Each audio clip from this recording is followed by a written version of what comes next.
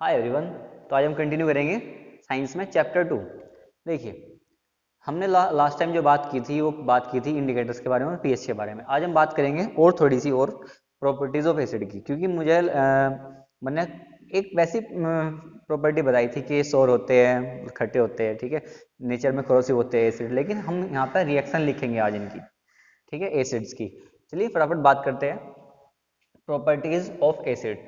ध्यान दीजिए, ये तो आपको पता ही है, हम देख रहे होंगे पिक्चर आई, क्रोसिव कॉटन को बर्न कर देता है, अगर स्किन पे गिर जाए स्किन को मतलब चोट नुकसान करता है स्किन पर, ठीक है।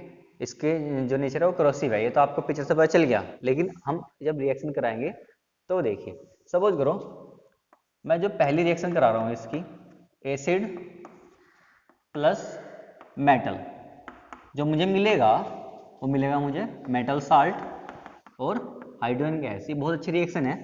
एसिड यहाँ पे आप ले लीजिए, H2SO4 ले रहा हूँ यहाँ पे मैं,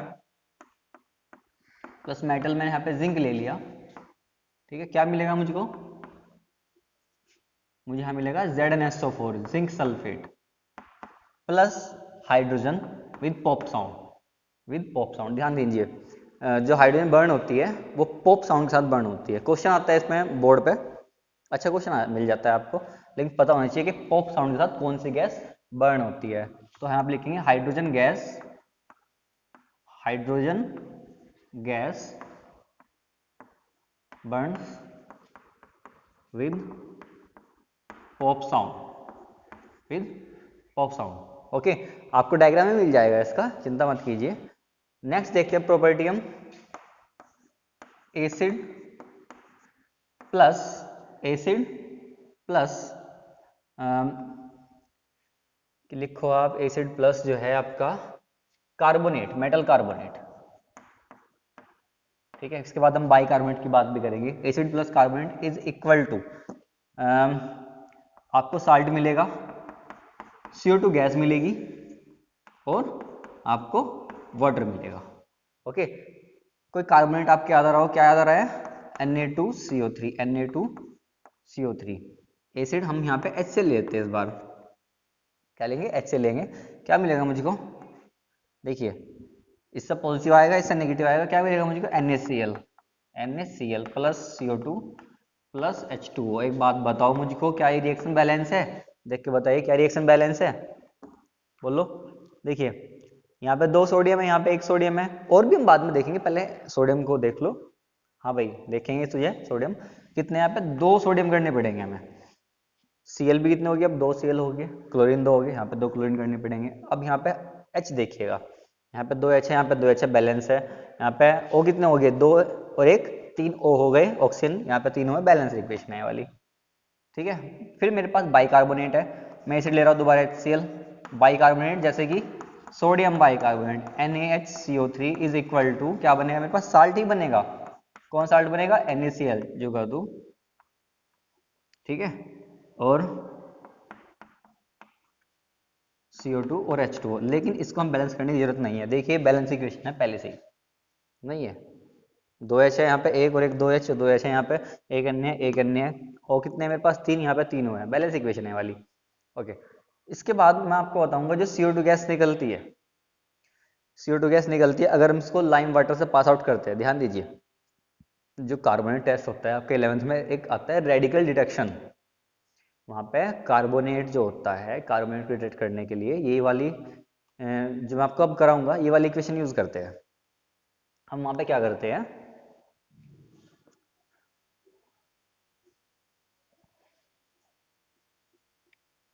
हम वहाँ पे क्या करते हैं, जो CO2 गैस निकलते कार्बोनेट से, CO2 गैस निकलते कार्बोनेट से, उसको हम पास आउट करते हैं लाइम वाटर में। ठीक है, आपका लाइम वाटर, देखिए नाम तो वैसे, केमिकल नेम क्या है इसका?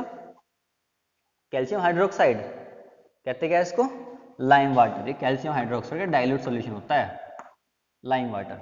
ओके, अब क्या होगा, अब क्या होगा, carbon dioxide calcium hydroxide lime water से मिलते ही क्या कर देगी? इसको टर्न कर देगी मिल्की, सॉरी, CaCO3 और H2O, और H2O। ये क्या है? Insoluble in water, insoluble in water. आपको लगा होगा, नाम पूछा है मैंने, इनसॉल्युबल इन वाटर का नाम क्या है? Calcium carbonate. क्या नाम है इसका? Calcium carbonate. यही तो है जो टर्न करता है लाइम वाटर को milky, makes lime water milky, makes lime water milky, makes lime water milky. Okay, अच्छा ठीक है, ठीक है, ये तो टेस्ट हो गया। लेकिन एक बात यहाँ पे सावधानी बरतनी चाहिए आपको। अगर आप CO2 को एक्सेस में पास आउट करते हो, अगर आप CO2 को एक्सेस में पास आउट करते हो, ठीक है, कैल्शियम, कैल्शियम कार्बोनेट लिख लो यहाँ पे, ठीक बन रहा है ना वो, कैल्शियम कार्बोनेट H2O। ठीक है, मैं ये देखो ऐसी इक्वेशन है, मैं इसको यहाँ से भी स्टार्ट कर सकता हूँ, यहाँ से ना, यहाँ से CO2 लेके कि भाई हमने CO2 पास आउट करी थी और पास आउट करो, लेकिन मैं थोड़ा अलग लिख रहा हूँ उसको। ठीक है, CO2 गैस पास आउट करी मैंने कैल्शियम कार्बोनेट में, वाटर तो है ही वहाँ पे। अब ये होगा क्या, ये बनाएगा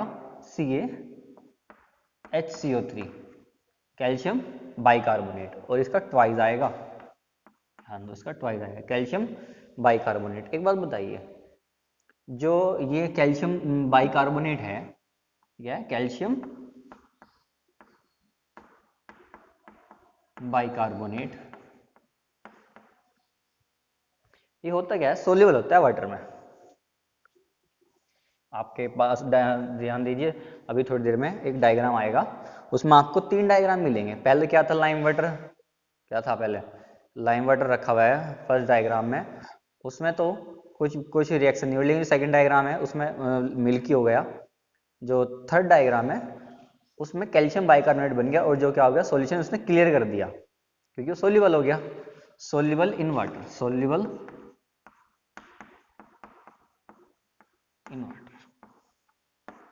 ठीक है, तो इसलिए इसकी वजह से क्या होगा, सॉल्यूशन दोबारा से क्लियर हो गया। ओके, उसके बाद हम देखेंगे यहाँ पे जो रिएक्शन है मेटल ऑक्साइड की किसी एसिड से। ध्यान दीजिए, जो नेक्स्ट प्रॉपर्टी होगी वो होगी metal oxide plus acid is equal to salt plus water. देखिए वही इक्वेशन है ये वाली कि बेस प्लस एसिड, क्योंकि जो मेटल ऑक्साइड होता है वो क्या होता है, बेसिक होता है नेचर में। हम यहाँ पे लेते हैं मेटल ऑक्साइड CO, ठीक है, CO कॉपर ऑक्साइड। एसिड लेते हैं हम HCl ले लो, ठीक है, HCl ले लेते हैं।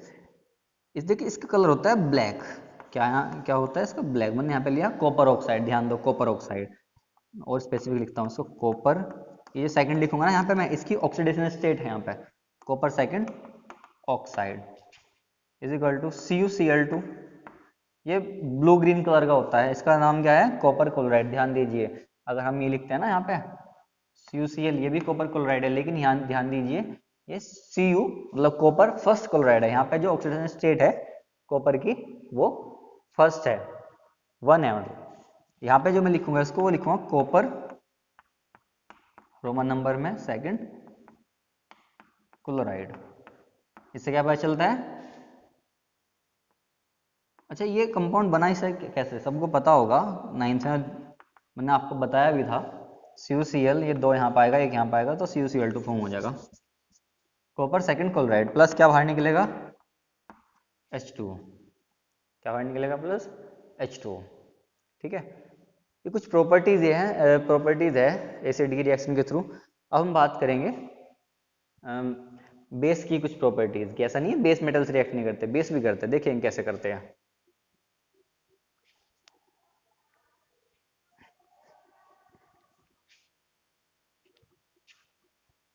देखिए जो जिंक है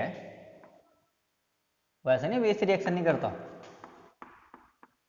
बेस से भी रिएक्शन करता है। क्या बनता है? Sodium zincate. क्या बनता है? Sodium zincate, Na2 Zn O2, Na2 ZnO2, ये क्या है आपका सोडियम जिंकेट। मैं नाम लिखूंगा इसका, एक मिनट रुको।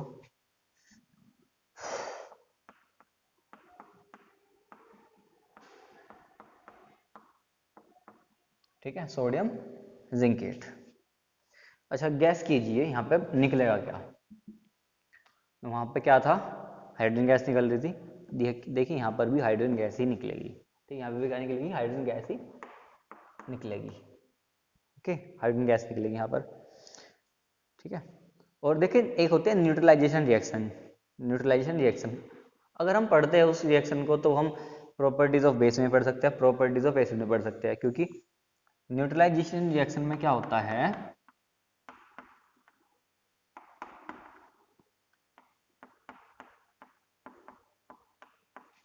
न्यूट्रलाइजेशन रिएक्शन में क्या होता है, कोई एसिड मिलता है हमें,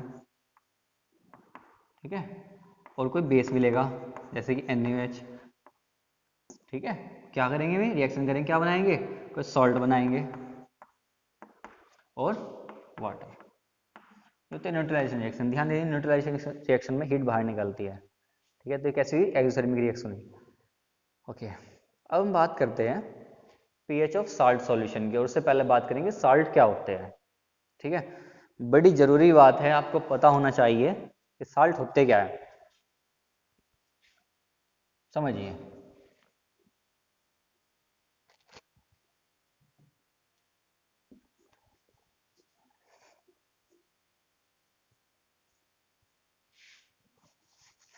ध्यान दीजिए साल्ट। वैसे तो कॉमन साल्ट जो हमारे यहाँ सबके पास घर में मिल जाएगा वो है NaCl, सोडियम क्लोराइड। ठीक है, होता क्या है वो सोडियम क्लोराइड, ध्यान दीजिए अगर हम किसी एसिड से H पॉजिटिव आयन को रिप्लेस कर देते हैं, चलो छोड़ो आप ऐसे समझो, साल्ट जो होते हैं वो पॉजिटिव आयन और नेगेटिव आयन से मिलकर बने होते हैं, जैसे कि sodium chloride. Okay, sodium chloride. लेकिन इंटरेस्टिंग बात ये है, एसिड भी तो पॉजिटिव आयन और नेगेटिव आयन से मिलकर बने होते हैं। इसका क्या करें हम, है ना, इसका सॉल्यूशन ये है कि आप ना ऐसे समझो कि साल्ट जो है पॉजिटिव नेगेटिव आयन से मिलकर बने होते हैं, लेकिन वहां पे क्या हो, पॉजिटिव H पॉजिटिव ना हो, नेगेटिव OH नेगेटिव ना हो। दोबारा सुनो, NaCl सॉल्ट है, पॉजिटिव नेगेटिव आयन से मिलकर बना है, लेकिन यहाँ पे जो पॉजिटिव है वो H पॉजिटिव ना हो, जो नेगेटिव है वो OH नेगेटिव ना हो, उससे अलावा कुछ भी हो, जैसे कि NH4Cl, NH4Cl, MgCl2, MgCl2। ठीक है, ये क्या है, सब सॉल्ट है, Mg2 पॉजिटिव Cl नेगेटिव से मिलकर बने हैं। ओके, दूसरा CH3COO नेगेटिव, ये क्या है आपका, ये क्या है आपका, ये भी सॉल्ट है, सोडियम एसिटेट बोलते हैं इसको, सोडियम एसिटेट बोलते हैं इसको, ये भी CH3CO नेगेटिव और Na पॉजिटिव से मिलकर बना है। ठीक है, तो सब क्या होंगे, साल्ट होंगे। साल्ट की बहुत सारी कैटेगरी, मैं आपको एक लिस्ट दूंगा यहाँ पे, सॉरी मैंने कैटेगरी बोला, कैटेगरी में साल्ट बहुत टाइप होते हैं, मैं आपको एक लिस्ट दूंगा यहाँ पे, उसमें बहुत सारे साल्ट है, आप एक बार उनको बस देख लीजिए। ठीक है, फिलहाल तो हम यहाँ बात करेंगे पीएच ऑफ साल्ट सॉल्यूशन की, पीएच ऑफ साल्ट सॉल्यूशन की, ध्यान दीजिए pH of salt solution, pH of salt solution. देखिए कैसे, NaCl है, सपोज ये NaCl है। ठीक है, NaCl का जो सॉल्यूशन है इसको वाटर में डाल देंगे हम, सॉल्यूशन बनाएंगे, हम देखेंगे ये एसिडिक है, बेसिक है या न्यूट्रल है, एसिडिक है, बेसिक है या न्यूट्रल है। ध्यान दो, किसमें टूटेगा ये, किसमें डिसोसिएट होगा, sorry Na positive Cl negative.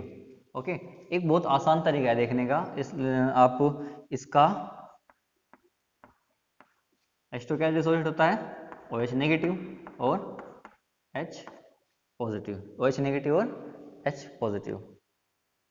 एक बात बताइए, जब ये NaCl H2 में पड़ के हाइड्रोलाइज होगा, ठीक है, तो हमें क्या मिलेंगे, NaOH और Cl नेगेटिव। आप इस रिएक्शन को बुक वगैरह में आपको ऐसे भी मिल जाएंगे कि H2O plus NaCl is equal to NaOH NaOH और HCl, ठीक है।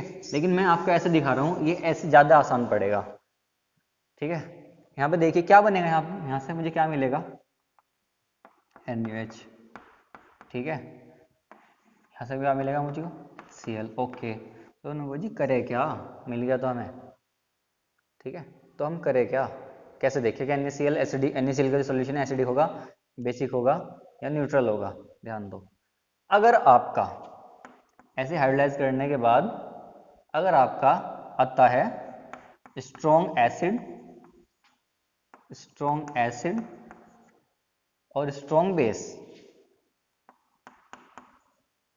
अगर आपके बनते हैं strong acid plus strong base, तो आपका जो साल्ट सॉल्यूशन होगा, साल्ट सॉल्यूशन जो होगा आपका, salt solution is neutral, which means pH क्या होगी इसकी, पीएच होगी 7, पीएच होगी 7। जो हमारे पास NaCl है, यहाँ पर NaCl है, इसका साल्ट सॉल्यूशन की बात करते हैं कि एसिडिक होगा, बेसिक होगा, न्यूट्रल होगा, तो क्या आंसर होना चाहिए आपका, ये न्यूट्रल होगा। Salt solution of NaCl is neutral. कोई और साल्ट लेते हैं हम, जैसे कि NH4Cl, जैसे कि NH4Cl। देखिए आप सपोर्ट करते रहिए, मैं और वीडियो भी लाऊंगा इसकी चैप्टर की, ठीक है, जल्दी मिलेगी आपको। और देखते हैं हम NH4Cl देखते हैं। NH4Cl क्या बनेगा मेरे पास, NH4 पॉजिटिव, अमोनियम आयन और Cl नेगेटिव, NH4 पॉजिटिव और Cl नेगेटिव। हाइड्रोलाइज कीजिए इसको, H2O, ठीक है। क्या मिलेगा मुझको, OH नेगेटिव और H पॉजिटिव। अच्छा, NH4OH क्या है मेरे पास, वीक बेस है, और HCl क्या है मेरे पास, स्ट्रॉन्ग एसिड है, ठीक है। मेरे पास वीक बेस, इस बार हमें सॉल्यूशन किसका मिला, वीक बेस और स्ट्रॉन्ग एसिड का, स्ट्रॉन्ग एसिड का। अच्छा ठीक है, एक तरीके से और समझिए, जो स्ट्रॉन्ग एसिड है वो तो पूरी तरीके से आयनाइज हो जाएंगे, पूरी तरह से आयनाइज होने के बाद क्या देंगे, हमें अपने सारे H पॉजिटिव दे देंगे।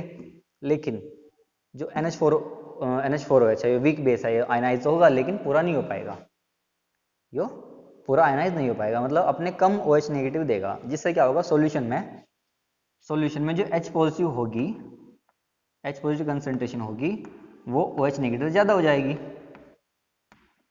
OH नेगेटिव ज़्यादा हो जाएगी। तो एसिडिटी जो होती है H पॉजिटिव की वजह से होती है। जब H पॉजिटिव ज़्यादा है तो सॉल्यूशन कैसा होगा, एसिडिक। सॉल्यूशन कैसा होगा, एसिडिक। सुनिएगा, सॉल्यूशन ऑफ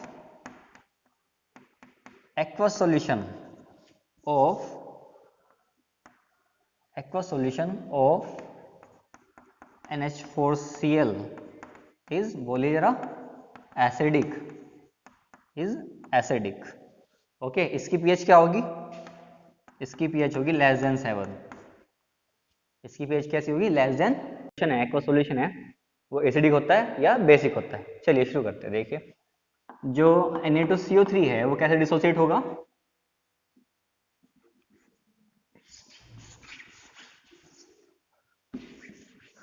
तो चलिए अब बात करते हैं Na2CO3 की, कि Na2CO3 जो है सोडियम कार्बोनेट, इसका जो साल्ट सॉल्यूशन है वो क्या होगा,